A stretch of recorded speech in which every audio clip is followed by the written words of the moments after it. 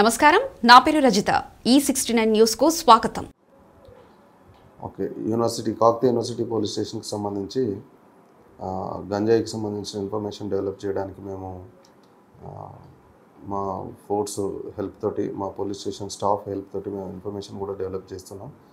So సడన్గా surprise checks, తర్వాత vehicle checkings conduct చేయడము, నైట్ టైంలో రౌండ్స్ వేయడము, ఓఆర్ఆర్ మీద కానీ తర్వాత జంక్షన్స్లో కానీ సెర్చ్ చేయడము, పెట్రోలింగ్స్ కండక్ట్ చేయడము, అనుమానం ఉన్న వ్యక్తులు కనబడినట్లయితే మేము సెర్చ్ చేయడము ఇది చేస్తూ ఉన్నాము.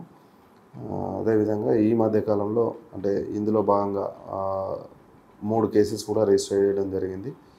అందులో స్మగ్లింగ్ చేస్తున్న వాళ్ళు దొరికారు, అది కూడా కేసు చేసాము. స్మోక్ చేస్తున్న వాళ్ళు కూడా దొరికితే వాళ్ళ మీద కూడా కేసులు రిజిస్టర్ చేయడం జరిగింది. సో మేము మిగతా ఇప్పుడు ఈ గుండ్ల సింగారం ఏరియా కావచ్చు, యూనివర్సిటీ పరిసర ప్రాంతాల్లో కావచ్చు, కేయూ జంక్షను, గోపాల్పూరు, తర్వాత ORR, kids college area, kids college junction, ఈ ఏరియాలన్నిటిల్లో కూడా మేము క్షుణ్ణంగా అబ్జర్వేషన్ పెట్టాము. సో ఈ రకంగా ఎవరైనా స్మగ్లింగ్ చేసినా, ఎవరైనా కన్జ్యూమ్ చేసినట్టుగా తెలిసినా మాకు ఇన్ఫర్మేషన్ వచ్చిందంటే కఠినంగా చర్యలు తీసుకోబడతాయి. సో మేము వాటి మీద ఇంకా డెప్త్గా వెళ్తున్నాము. మిగతా అది ఎక్కడి నుంచి, సోర్స్ ఎక్కడి నుంచి అనే దాని మీద కూడా మేము కాన్సన్ట్రేట్ చేసాము. తప్పకుండా దీన్ని అరికడతాము. సో అట్లాంటి బయట వాళ్ళు తీసుకొస్తున్నారు అనేది స్పెసిఫిక్గా ఇక్కడ నుంచి వస్తున్న వాళ్ళు తీసుకొస్తున్నారు అన్నట్టుగానైతే మాకు ఇంకేం లేదు. సో మేము దాని మీద కూడా వర్కౌట్ చేస్తున్నాము. అంటే వేరే స్టేట్ నుంచి ఇక్కడికి వచ్చిన వాళ్ళు ఎవరైతే ఉన్నారో వాళ్ళ మీద కూడా నిఘా ఉంది. సో ఆ రకంగా ఏదైనా వాళ్ళు తీసుకొచ్చినట్టుగా మాకు ఆధారం దొరికినట్లయితే తప్పకుండా వాళ్ళని కూడా ఎన్డీపీఎస్ యాక్ట్ కింద బుక్ చేయడం జరుగుతుంది, కోర్టులో ప్రొడ్యూస్ చేయడం జరుగుతుంది. కఠినంగా వివరిస్తాం కూడా. హాస్టల్స్, తర్వాత ఎడ్యుకేషన్ ఇన్స్టిట్యూషన్స్కి సంబంధించినటువంటి వాటిల్లో కూడా అక్కడ ఉన్నటువంటి స్టూడెంట్స్ వాళ్ళు ఎవరైనా చేస్తున్నారనే దాని మీద కూడా మేము నిఘా పెట్టాము. అదేవిధంగా ఈ హాస్టల్స్ నడుపుతున్నటువంటి యాజమాన్యానికి కూడా బాధ్యత ఉంది. వాళ్ళ పరిసర ప్రాంతాల్లో, వాళ్ళ ప్రెమిసెస్లో ఎవరైనా ఇట్లా చేస్తున్న వాళ్ళు ఉన్నట్టయితే దాన్ని అరికట్టాల్సిన బాధ్యత వాళ్ళకు కూడా ఉంది. దానికోసం వాళ్ళు మాకు ఇన్ఫర్మేషన్ తప్పకుండా పాస్ చేయాల్సిందే.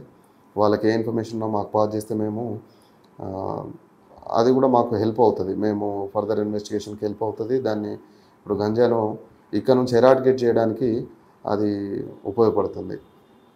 గంజాయి తాగడం వల్ల మెల్లమెల్లగా శరీరంలో ఉన్నటువంటి ఆర్గాన్స్ అన్నీ కూడా ఒకదాని తర్వాత ఒకటి ఆర్గాన్స్ అన్నీ కూడా పాడవడము, వాళ్ళు శారీరకంగా కుంచుకోవడము, మానసికంగా వాళ్ళ మీద ఒత్తిడి పెరగడము, సో వాళ్ళు చేయాలనుకుంటున్నటువంటి పనిని చేయలేకపోవడము, ఈ రకంగా జరిగి వాళ్ళు చివరికి పూర్తిగా లైఫే పోయేటువంటి పరిస్థితి వస్తుంది. అందుకోసము దానికి యువత అంతా కూడా దూరంగా ఉండాలి. మన సమాజం నుంచి, ఇప్పుడున్న పరిస్థితి నుంచి మనం బయటకు పడాలంటే ప్రతి వ్యక్తి కూడా గంజాయికి వ్యతిరేకంగా పోరాడాలి. వాళ్ళందరూ పోరాటంలో మాతో పాటు మీ అందరూ కూడా ముందుకు సాగాలి, మాకు సహకరించాలి దాన్ని ఎరాడికేట్ చేయడానికని విన్నవిస్తున్నాను. తాగుతూ ఉన్న వాళ్ళ మీద దొరికితే కేసెస్ రిజిస్టర్ చేసినాము.